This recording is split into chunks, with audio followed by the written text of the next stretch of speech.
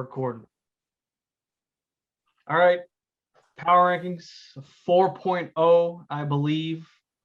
I think we got a lot to talk about, but we'll start with Slippery Pete. He said he wanted a few minutes at the beginning of the show to get some things off his chest. Pete, the floor is yours. Yeah, I appreciate the time. So I owe the apology. I owe the league an apology. It's been brought to my attention that as a Friends Who Gamble media member, I have not been carrying my weight. For those who don't know my job history, I joined the Friends Who Gamble team as just a junior content creator. Pumped out a few blogs here and there. Really started to ramp up my content towards the ends of last season, and I thought I did well. I went to my superior, Lex, KB, Commissioner BB Jones, whatever you want to call him, and I asked for promotion. I got that promotion to Chief of Content. Well deserved, in my opinion. But you got to keep yourself honest, right? And kind of had an informal review with my direct career last week. And although it was tough to hear, it was a bad one. And I just kind of wanted to share with the league some takes from that. So, superior, a severe lack of contribution to the blog. When I am contributing, I overuse phrases such as snake bitten or give me my flowers. When it comes to guests, minuscule contribution to booking guests. I really only got Big Brain on last week and I didn't even show myself. When it comes to the show, I thought this was my show. Thought it incepted in my brain. I pitched it to the commissioner as, something that I thought of that'd be a good idea to create some content around the league. But in actuality, I'm not credited with the idea of the show. It really wasn't my idea at all. And I just kind of ripped off something from Barstool. So that's that. When I asked for any positive feedback from my superior, I was given, there's absolutely no positive feedback to be given to you whatsoever. Moral of the story is, I just wanted to say I'm sorry. It's been made clear I'm not carrying my weight, and I'm going to be better moving forward. Thank you, Pete. I appreciate your apology.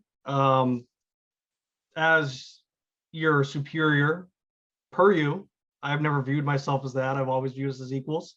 I'm on the record in our group chat as saying that I would never do the show without Pins or Pete.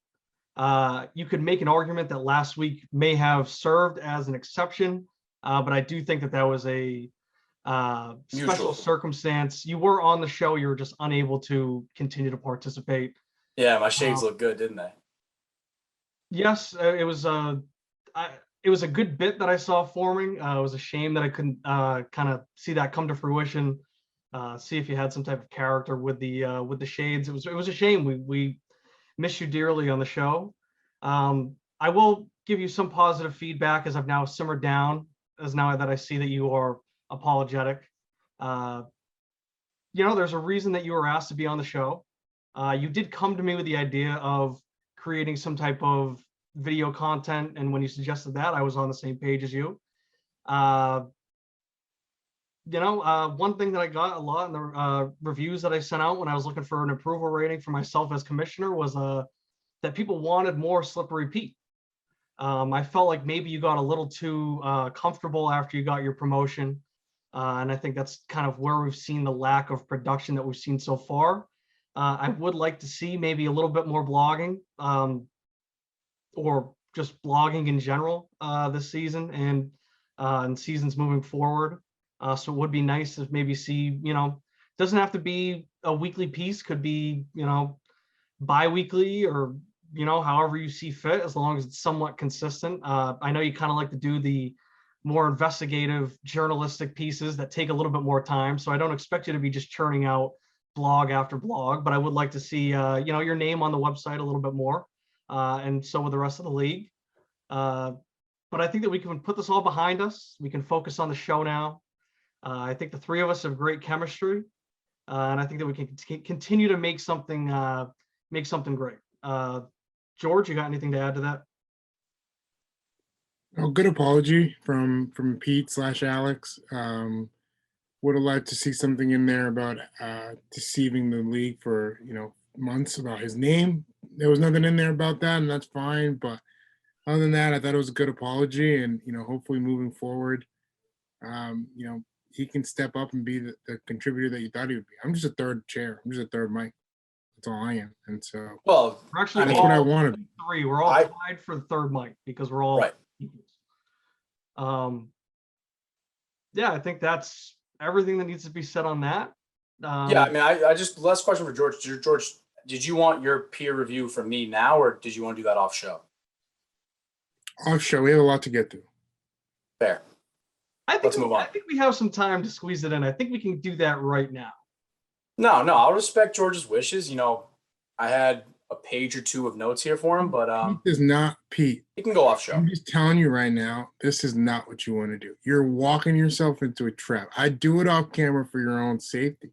You do this on here, I make you look like a fool. You lose all your respect in the league. People don't want to read your content anymore.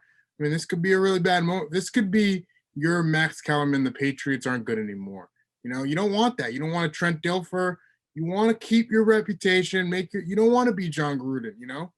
And by that I mean have your reputation soiled. So just don't go to the Raiders. Just stay on Monday Night Football. You know what I mean? See what I'm saying here? Picking up what I'm putting down.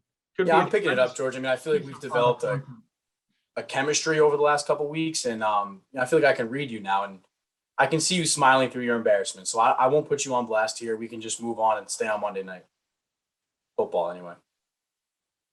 All right, we'll do the peer review later.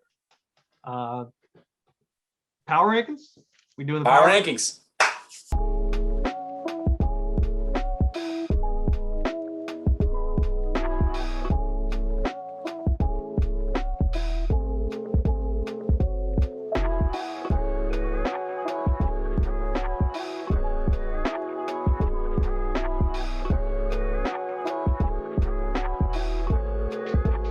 All right.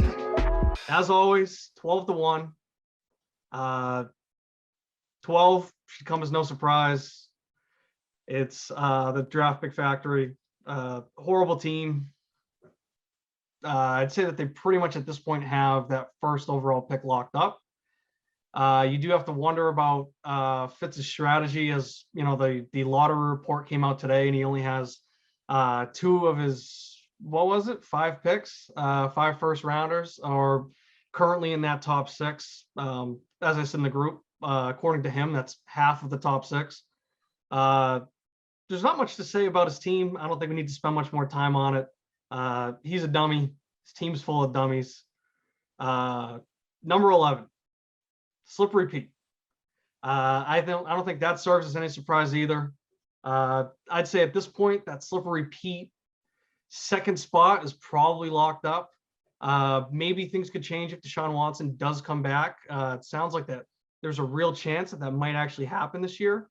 The trade deadline's coming up soon for the NFL, so I think we'll have an answer in the next week if that's really going to happen or not. Pete, I'll give you a chance to maybe give a report on your team if you have any plans, how you plan to finish out the rest of the season. I do have to check and see when our trade deadline is, because I'm not really sure if I think it might be week 10, but it might be between like a different week. I was confused by it last week, so I don't know if you have anything cooking as far as moves go, trying to get maybe your first rounder back or trying to get another first rounder. I think you have McMorrow's, right? Pete, how do you feel about your team, and how do you feel about the outlook for the rest of the season and then kind of going into next season? Well, I mean, first and foremost, just a shout out to me and Fitz. I think a lot of teams have been bounced up and down these power rankings. You gotta shout out the consistency. I mean, Fitz and I, we know who we are. We're doing what we're doing. We've locked 11 and 12 down throughout 4 weeks now. So yeah, just a shout out to our consistency. When it comes to my team, I had 5 teams reach out for Joe Mixon this week, and all 5 got the same answer. I got to build around him. Build around Mixon, build around Montgomery. Deshaun Watson's coming back, an innocent man, allegedly. That's what I want to build around. I want to sell Russ, get some picks, focus on the 23, 22, 24 draft. I'm not too interested in the 22. And I'm not in the rush to make any moves right now, but my line is blown up every single day between Fitz, Simcoe, George, Kiernan, Big Brain, Zitz, and Fitzpatrick's. Do you worry? You say you have to build around Mixon and Montgomery. Does the recent emergence of Khalil Herbert worry you at all? It definitely worries me a little bit. I mean, 18 carries, 100 yards against the number one defense in the NFL. Nobody's been doing that this year except for him. No one's been doing that, and I don't know if Montgomery could have done that if he was in there. So, am I nervous? Yeah, but I mean, you don't lose your job to injury. Yeah, it won't be a job thing, but I do think it could be, at least for this year. Both of them might suffer, or it could maybe serve as beneficial to both. I think that they could be a pretty good two-headed backfield. Of course, Montgomery has shown more. Who knows if Khalil Herbert can continue to do this, but I liked him coming out of college. I picked him up early this season, and I'm happy that I have him now. George, Yeah, I think it was a great pickup.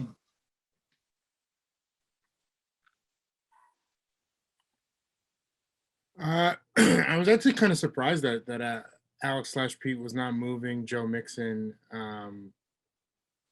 He's a running back, so it's kind of an odd piece to build your franchise around. I wouldn't be making that type of decision.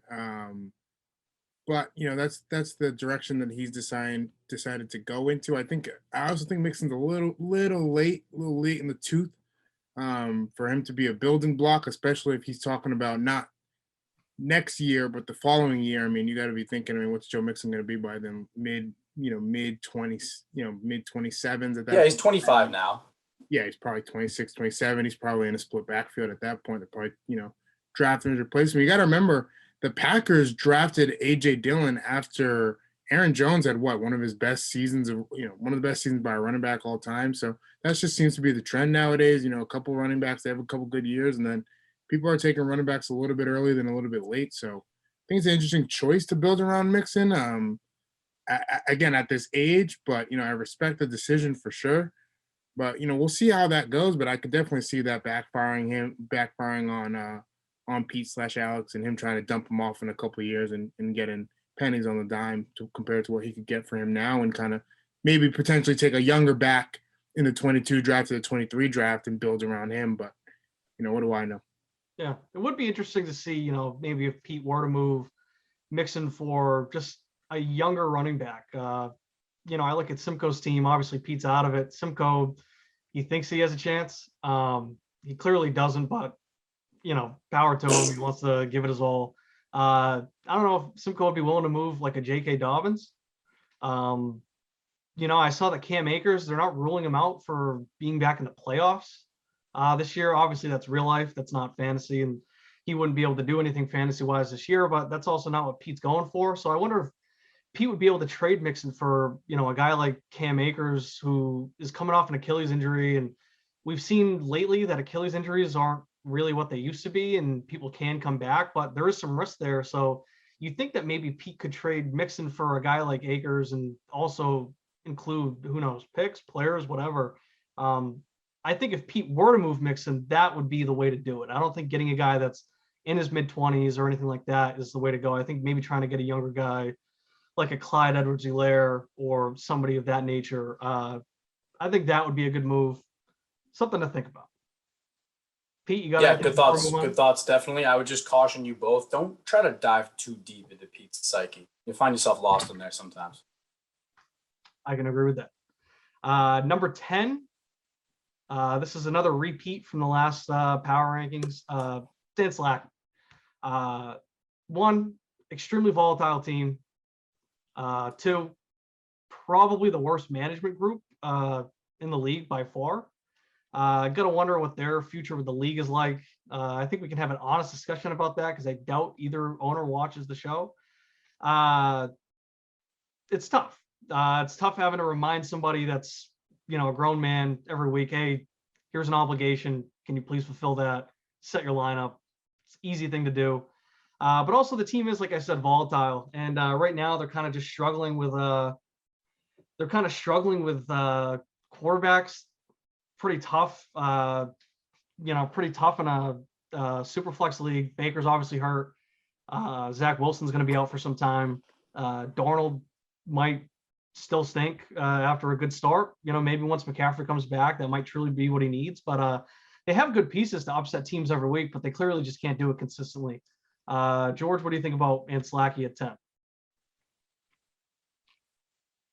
Consistently surprised by how high you have Anslacky. I mean, yes, Sean Fitz, terrible manager, but I mean, he's actually given it his all Pete, one of the worst owners I think we've ever seen in fantasy football. But again, somebody who's given it all. He was just rambling on about some plan that he has. It's useless, but he's clearly given some thought to it. And Slocky, it's him and knockoff store brand Travis Kelce.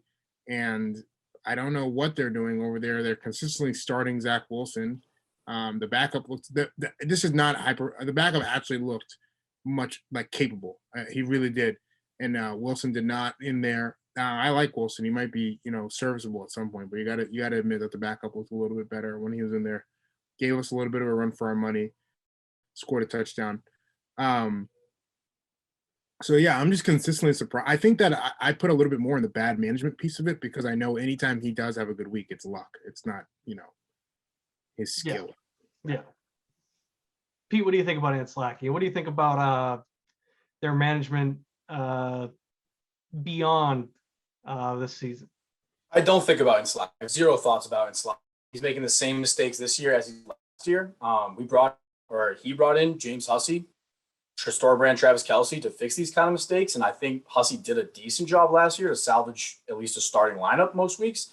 But I mean, it's time to issue a missing persons report because Hussey's been inactive in the chat. Haven't seen any moves or this team move in the right direction anyway. And they're still making the wrong decisions from last year. So put an APB out for James Hussey. I don't know where he is. On Slocky, this is the behavior I expect from him. Let's move on. Yeah, and I feel like we're at a point now where the league's really clicking. I'm just looking from the perspective of a commissioner. You got pretty much everybody, at least one representative from each team that's pretty active in the chat. These two, they're not even checking the chat. You don't even see their little icons as the viewed message. So, something to keep an eye on there. Could be putting out another thing, another help wanted sign, try and get one more, new management team in here. And then I feel like once we do that, I feel like we're pretty locked in for the long haul. But we don't need to spend much more time on that. We'll move forward. 9-8. These are the two teams that I have tiered together. Everybody else is pretty individual. But I feel like these two teams are kind of in the same boat. At 9, I have the Fitzpatricks, and at 8, I have the Most Athletic Suns. I put the Suns ahead of the Fitzpatricks. They just have a better record. But I feel like we're kind of looking at the same team. They're maybe a couple moves away from being true contenders. They're both missing, ETN. You got Dobbins on IR.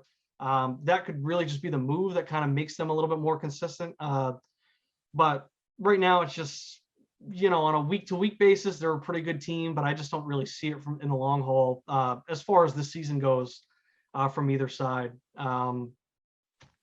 Pete, what do you think about that? I know you always have your thoughts on the Fitzpatricks. Yeah, I mean, I'm just happy that you came to your senses here and dropped them down. I've been preaching it since the first week that they're snake bitten. Oh wait, I'm not supposed to use that anymore. Let's go with they ate the poison cheese. Simcoe ate the poison cheese early on in the season. We had them at 8 to start off, then jumped them up to 5. I think that's where I really put my foot down and said this team's got no shot. And then last time they go down to 6, and it's good to see them down the 8-9 range this time. So, I mean, same story I've said before. This team shot this year, Simcoe kicked him out of the club, not let him back in. That's that. Yeah, George, here's the thing where I will give Pete his flowers, if you will. Let's go. Yeah, Simcoe stinks. I mean, I told you it. He was in the chat talking trash about how he beat me by like half of a point. I would be 5-2 without him. Not talking about my team, but just saying that is a fact. He was in there kind of counting his chickens before they hatch, if you will. That's how you correctly use one of those phrases. Pete, I hope you got a notepad there. It looks like take some notes. Yeah, so I mean, he doesn't have a good team. I wouldn't be surprised if he continues to slide here, but I'm glad that he won his Super Bowl, which was playing my team. So credit to him. Yeah, and then I don't know, what do you guys think about the Most Athletic Suns? They have great pieces. They got good super flex quarterbacks with Prescott, Brady. Obviously, CeeDee Lamb's a great dynasty piece. You got Kamara, who's unbelievable. But how serious can the team be when they're starting Jamal Williams, Robbie Anderson? Darren Waller he's been the invisible man since week 1. He's been getting like 8-9 points a week since that, explosion. He was obviously hurt last week, unable to play. Yeah, it's a good team with good pieces, but like I said, for both teams, I think they're just missing a little bit. Getting those running backs back next season could be extremely beneficial. So I don't know. I guess we'll see. I don't know if anybody's got any more thoughts on those two teams. My only thing with the Suns is that I started the season, maybe first or second power rankings. I said put some respect on Jalot's name because I like what he did with that team. I picked him to maybe come out of the Gabagool division as a wild card, but with the numbers that the Zits are putting up right now, and I mean they're sitting at a 3-4, third in the Gabagool division. Bowen is, and that team's going to come out of this division. So Yeah, I don't think the that's thing Suns too is in the preseason power rankings, I had them in that unserious tier, and week one right away I realized that was a mistake. I should have just had them at the bottom of that middle tier. right. Like I already said, they're a team that can compete week to week. I mean, they beat me. They would 130 points. They've shown that they can put up those types of weeks. But when you got Jamal Williams in your lineup, DeAndre Swift's doing what he's doing. What more can you really say about it? But and that's not to say the division is still in play. They're tied by record for first place in that division. Obviously, I think we all kind of share the same sentiment with who we think will win the Gabagool division. We can get to that a little bit later on, but yeah, I mean they're the third in points in that division, so they're going to lose those tiebreakers for sure.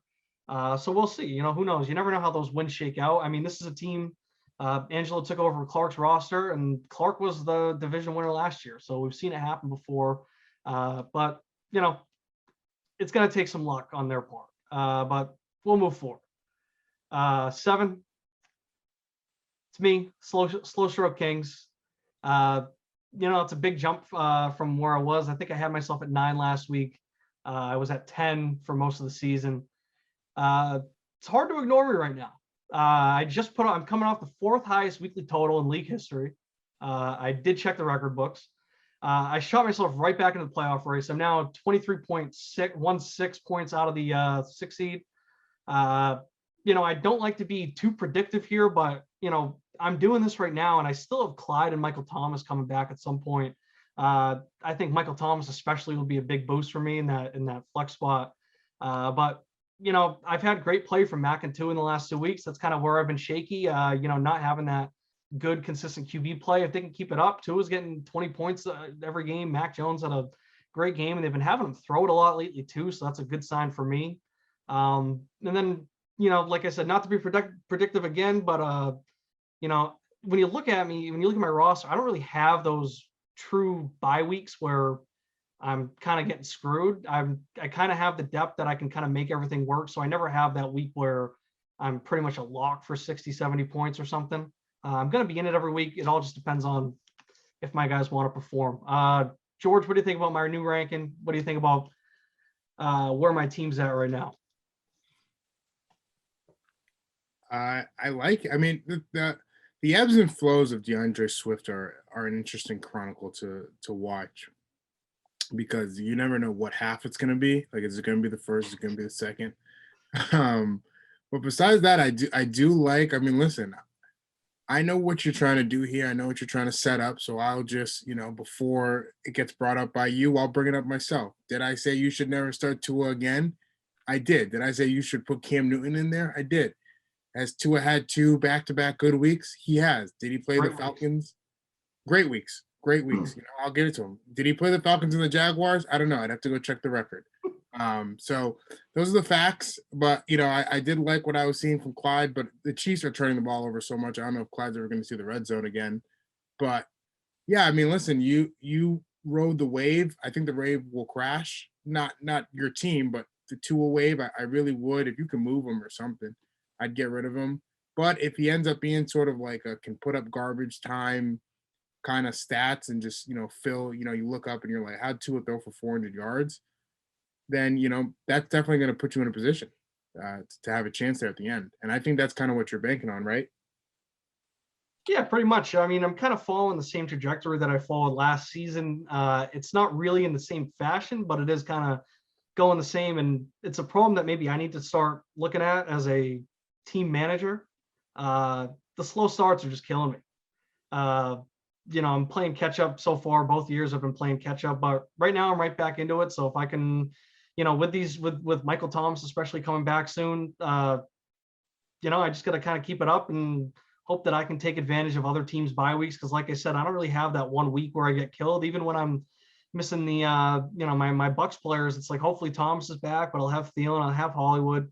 I can fill those spots. So we'll see if I can kind of just keep consistent and just chip away at this point deficit to, get into that maybe 6-5 seed. And, I'm not really ruling out the division either. I mean, I wish I kind of won a couple of the close games I had early in the year. That would make it a lot easier. But, I'm only two games back of Big Brain, and, we can get to them. But, I still think the division's very much in play. So, we'll see about that. Pete, you got anything to add? Yeah, I think last week's, Kieran, we really identified that you had the best last year. Mac Jones stealed the draft, right? Best rookie quarterback to date. Future looks great.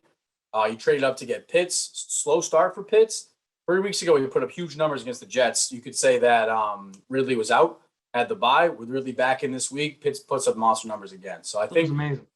I think you won that draft there, coming from a team that's got no draft picks. So I think it's pretty impressive.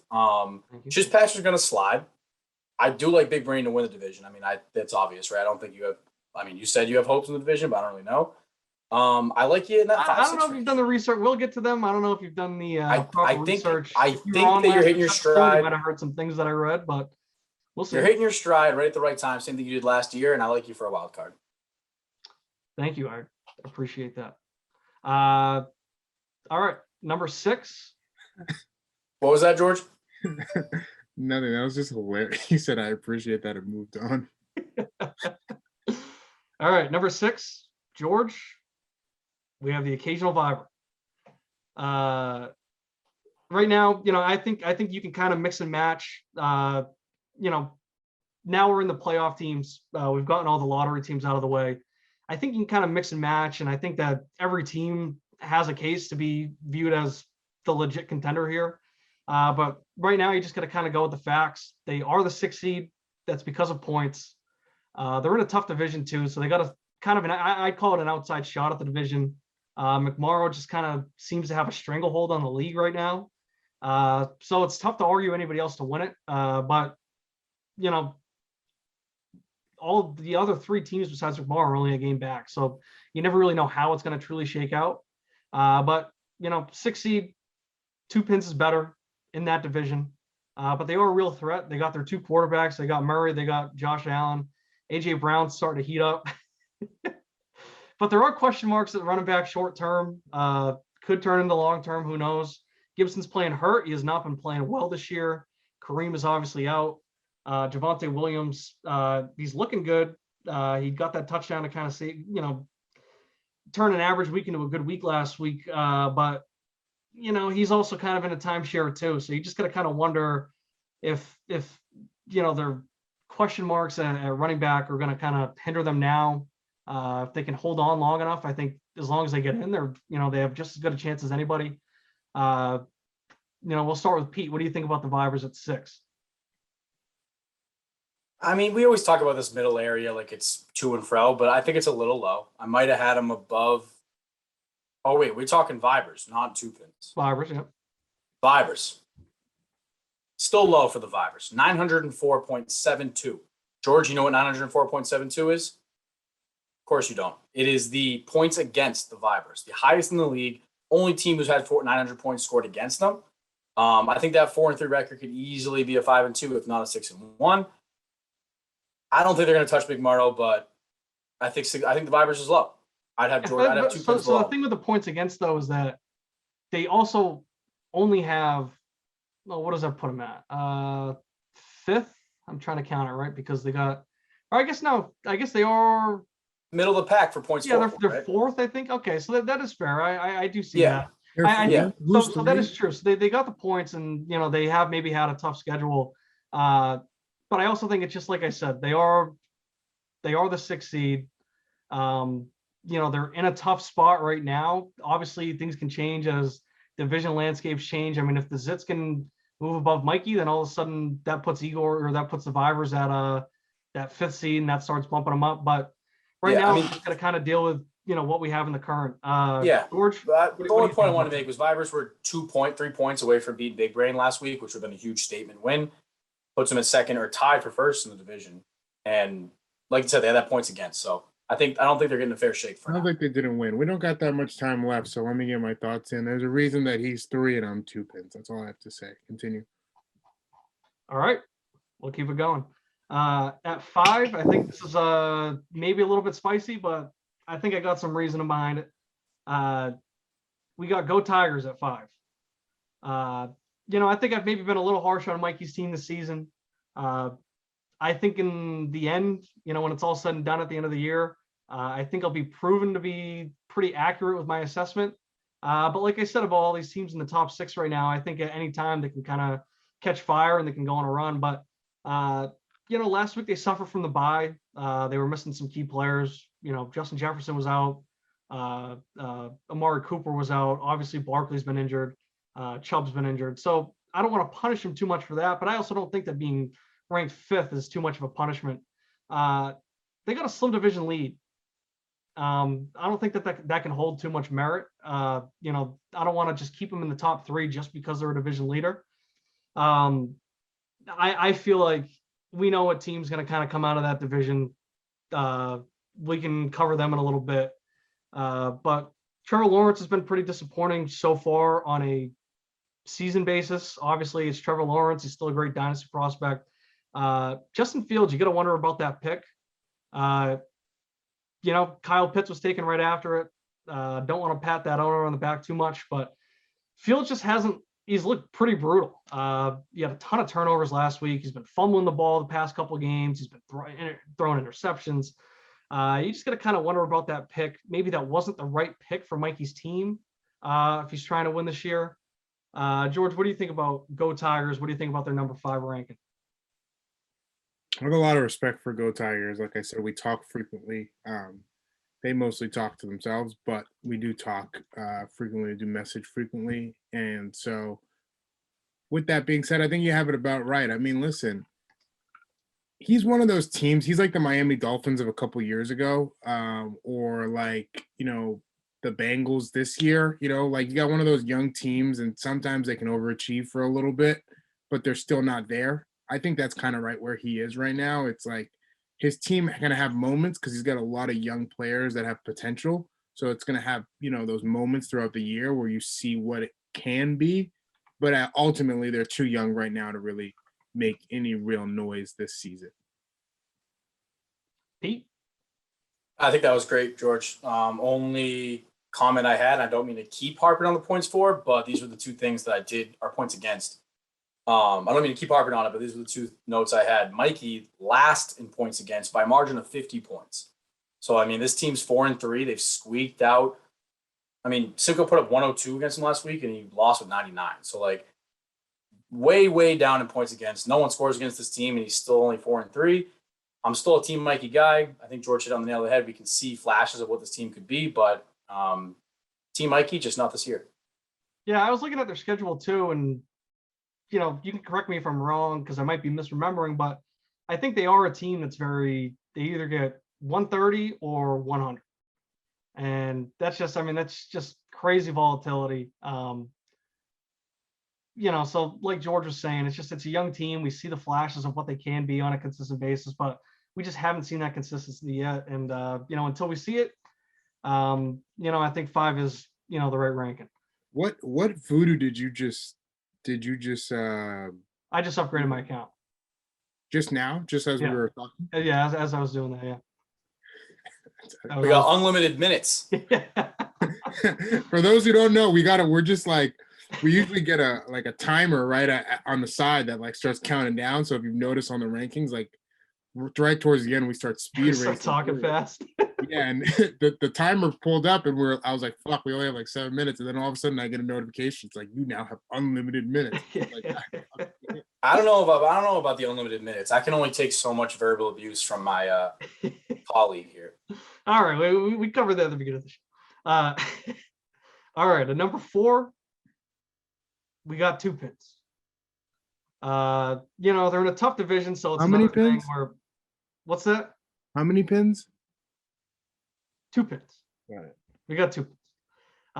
Tough division, so it's just kind of, not a division leader right now, so it's kind of hard to maybe put them in the top 3 just because there's also a tough path to winning that division. I think right now that's probably the most competitive division, top to bottom.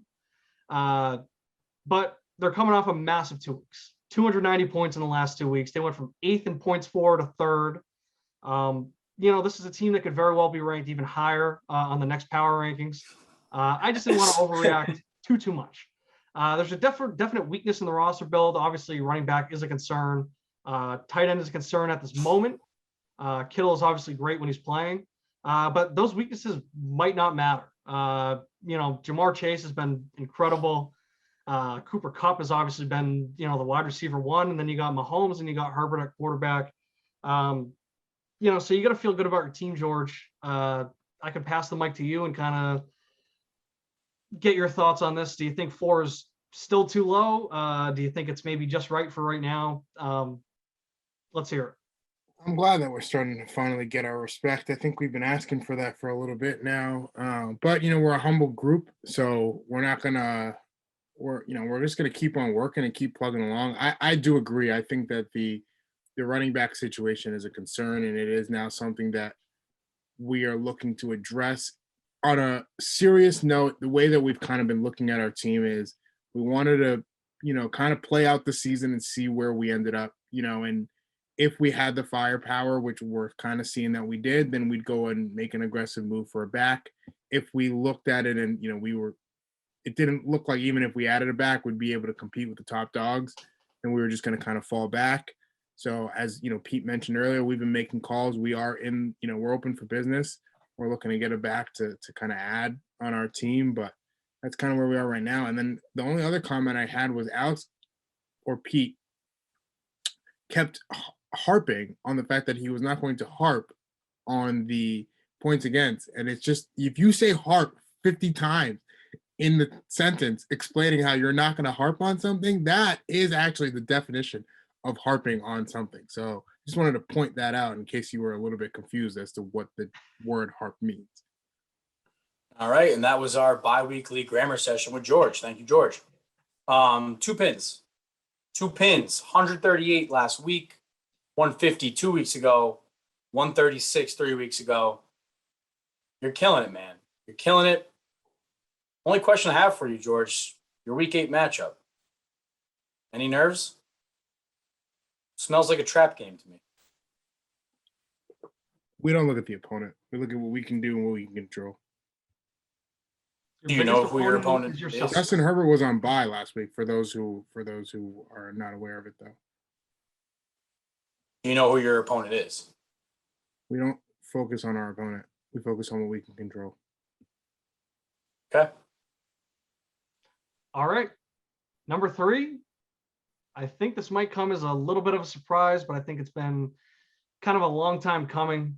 I wish I could have ranked this team even lower, but I do have to respect the 5-2 record. I have to respect the division lead. We got Big Brain LLC. They're now 5th in points for. They're another team that's been kind of volatile with the scoring. Their depth is atrocious. Right now they're probably going to be without Davante Adams. I think there's an extremely slim chance that he could play this week.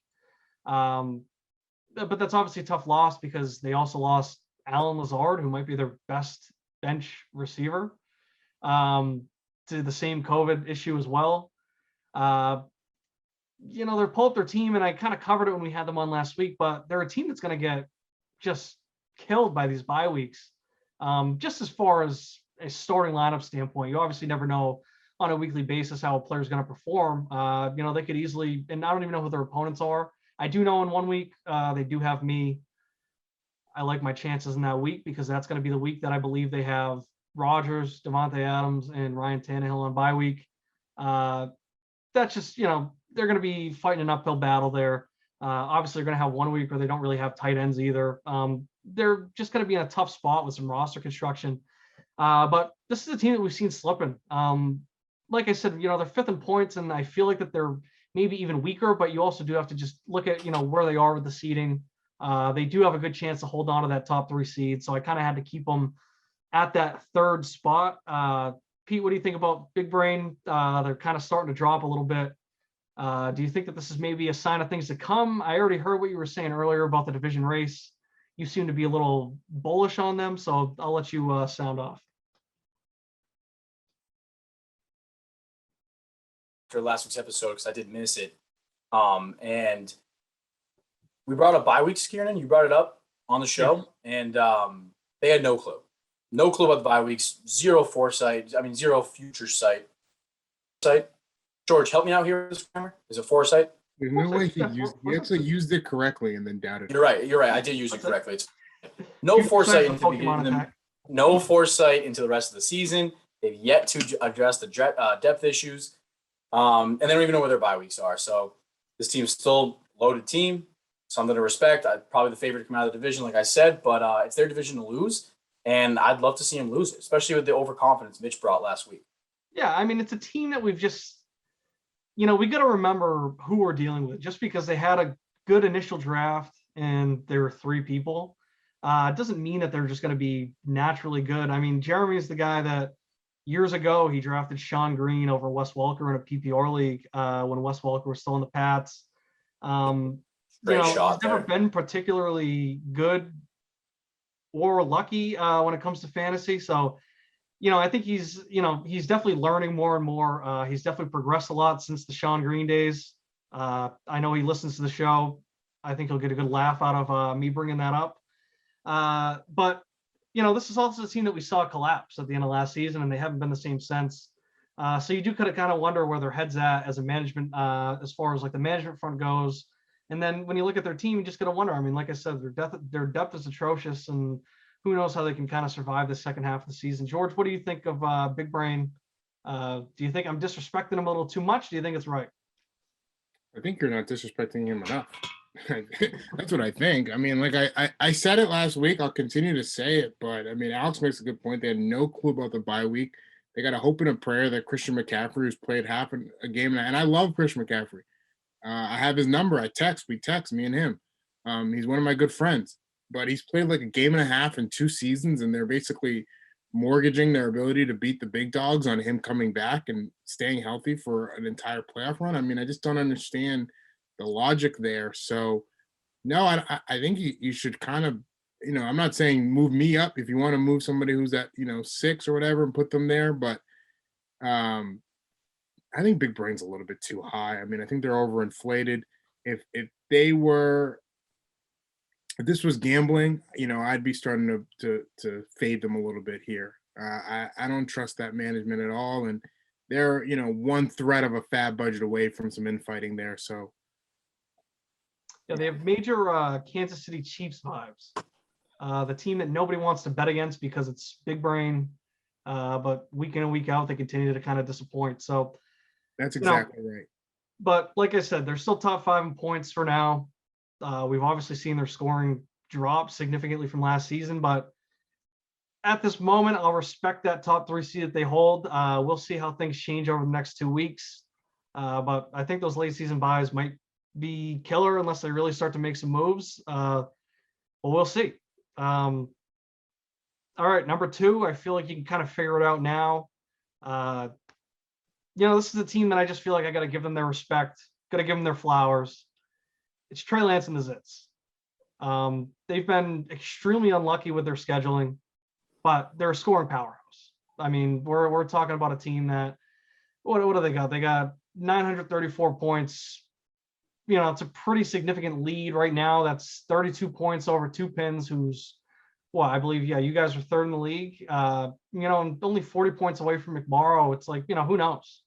But you just got to feel like, that's a division that's wide open, and they're clearly the better team there. You got to think that over the next 7 weeks, they're just going to kind of start to separate themselves from the pack a little bit.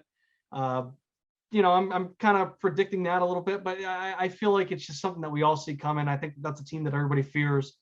I don't have much written down. I mean, they're only a game back, and they could be on top of the division after this week. So we'll see. George, what do you think of the Zits? Do you think that they're, a legit contender? Do you think that, maybe their record kind of tells a story, or do you think it's, just a series of bad luck to start the season.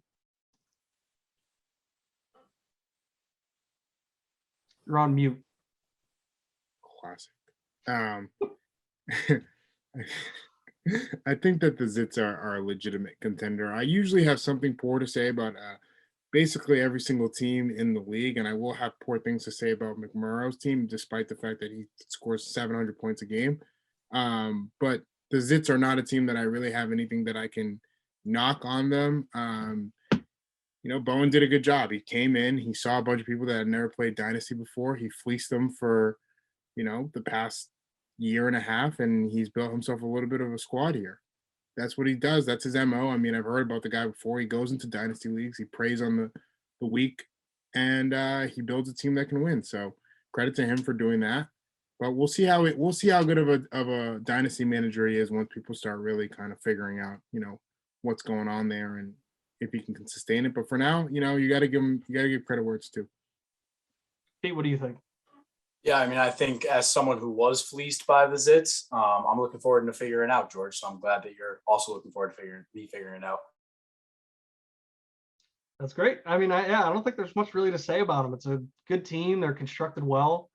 I mean, I think that we've seen, kind of the floor, but I think we've also seen the ceiling. And, I think it's just kind of up to him and his players and how they want to perform week in and week out. And, when it comes to the playoffs, we've seen him turn it on. So right now, I think he should be feeling good about his team. I think, it's going to be tough to move even higher than he's already at, but I think that maybe he can start to solidify that number 2 ranking over the next couple weeks. And, I guess we can only see. Number 1, pretty obvious now, has been for the past at least a month now, Carson Wentz. Another team, it's, there's just not much to say. He's got a dominating lead in points for. He survived his bye week with Zeke and Dalvin Cook, not playing last week. He still managed to scrape out a win. Obviously wasn't pretty. I think he only scored 89 points. He got the lowest point total in a win. Wouldn't have been good in most other matchups, but he got lucky. But I think, the one thing that he really had concerns about was that wide receiver depth, but he's really started to figure it out. I mean, Deontay Johnson's been great. Antonio Brown's been playing like a wide receiver 1. Robert Woods, he's been, not as strong as last year, but he's still been very steady. And, who knows with Allen Robinson? I don't know, the quarterback proof receiver, he's kind of starting to take a hit on their reputation. We can see, I mean, there's plenty of time for him to kind of figure it out and bounce back. Maybe Justin Fields will get more confidence and, he'll really start slinging it. But, I feel like he's kind of covered those issues with the tight end as well with Mark Andrews. It's just a strong team top to bottom. Kirk Cousins, he's been a great fantasy quarterback for him. George, I know that's your boy. Daniel Jones, you got him out there catching one-handed passes. Carson Wentz, he's been playing very solid as well. So it's just a very strong team that continues to put up a lot more points than everybody else. George, you're the one that said you had some thoughts on Carson Wentz, so I'll let you start. No, I mean, his team is actually very solid. I mean, I think I keep harping on this, but as long as Derrick Henry is playing at that level, I don't see anybody that can really stop him. But the management, I think that from a management perspective, listen, here's what I'll say, because I'm pretty good at analogies. I think that McMurrow is LaFleur. I think him and LaFleur have a lot of similarities in that he walked in, he's the coach of the Green Bay Packers, his quarterback's an MVP, he's got a top 5 wide receiver, he's got an elite running back, and everybody is like, wow, look at how great of a coach Matt LaFleur is. And it's like, is he that great of a coach, or was Mike McCarthy just a baboon? Mm-hmm. So I that's kind of where I would put him. I think he's just kind of riding it out with his team. I don't know how much, his touch per se contributes to the success of his team, but he drafted the team, so he gets credit for that. Just like to add on to that, he was like the one guy who truly committed to drafting to win in our startup draft. I think Big Brain was right there too, but I think they had a little bit more consideration as far as dynasty pieces go. But yeah, you do got to wonder as far as a long-term outlook, how McMorrow's team will play out. I mean, Derrick Henry's been I mean, his running backs are just incredible. Henry, Zeke, Cook, that's just unbelievable. Chris Carson's his fourth running back. It's insane. But, when your team is built around that and the shelf life of these running backs, you just got to wonder how it's going to play out. I don't think he has his first round already. He gave it to Pete. So he's not going to be able to really stack up on that youth. Not that this draft is necessarily, that stacked anyways, but yeah, he's just built around some older guys, even guys like, Allen Robinson. You just got to wonder, he's 28 now, but is this him slowing down, or is this truly just a down year with our rookie quarterback? I think there are definitely questions from a dynasty perspective, but from a kind of redraft mindset and just a, having now as his window, he's, the consensus number one. Pete, what do you think about McMorrow? Yeah, I think you guys talked enough about it, but I did want to have a little fun. Last year, I bet Kiernan that $50 fab. I bet him 50 fab that I would make the playoffs. I didn't. I paid up. Credit to me. I want to toss the bet out to YouTube. I'll give you McMorrow and another team of your choice to win the whole thing. I'll take the field. $50 fab next year bet. It's like 25 to each of us. I don't want to screw you over too bad. You get McMorrow and another team of your choice to win the entire thing right now. $50 bet. I'll take the field. I'll take. Think about it. Think about it. Hit me next show. I'll take. Well, I gotta wonder. I mean, I don't think it's wise. I would like to take myself. I don't think that's wise. George, any comments? I mean, I'll take McMorrow and I'll take McMorrow and the Zits. I get both of them, and you. I was kind of hoping you wouldn't take the Zits. I mean, you told me I could get anybody. So. Yeah, I know. I think that this guy. I mean, that was the stupidest. That was the dumbest play. And you have some good ploys on this show. Pete's Island is actually becoming a fan favorite. People they text me after the show. Clamoring for it, yeah. But that one was just not well thought through at all. Just because at least we're recording this meeting and it'll be on YouTube. So hey, I never agreed to it. I mean, we're just tossing it back and forth. All right, how about I'll let you revise your offer. You can come back maybe next week with a revised offer. All right. Let me come back next week with a little. Did we lose Pete? We lose George too. I'm still here. I got kicked out of the office that I was in. Of course, we lost Pete. I think we let it run too long. He did an admirable job. Yeah. Let's send him a quick text. I'll end it right here. That's Power Rankings 4.0. I'll read it 12-1. Starting at 12, we got Draft Pick Factory, Slippery Pete, and Slacky, the Shitzpatricks, the Most Athletic Sons, the Slow Stroke Kings, Occasional Vibers, Go Tigers, Two Pins, Big Brain LLC, Trey Lance and the Zits, and Chris Carson Wentz. For Slippery Pete and Two Pins, this is Lex Lumpkin, Power Rankings 4.0.